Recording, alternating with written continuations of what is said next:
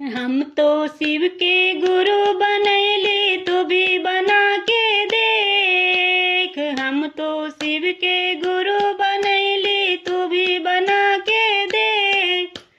शिव गुरु जी दया करिए, शिव गुरु जी दया करिए, दया मांग के दे तेरे बहिनिया रे।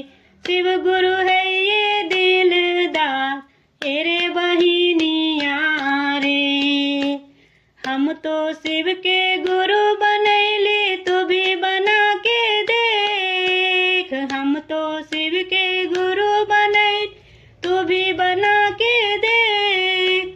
शिव गुरु जी दया करिए, शिव गुरु जी दया करिए, दया मांग के दे तेरे बहिनिया रे। शिव गुरु है ये दिलदार तेरे बहिनिया रे।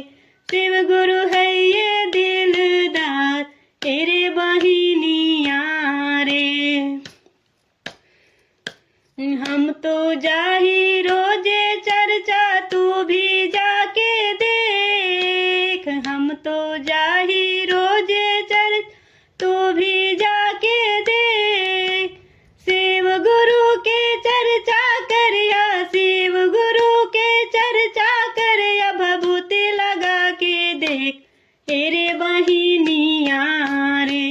दुखवा हो जाइए तोर दूर तेरे बहिनिया रे। शिव गुरु हरिये दुखवा तो तेरे बहिनिया रे।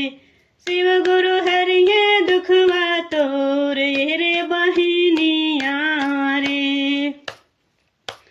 चर्चा में जो जलवा रहे वो जलवा ला के देख। चर्चा में जो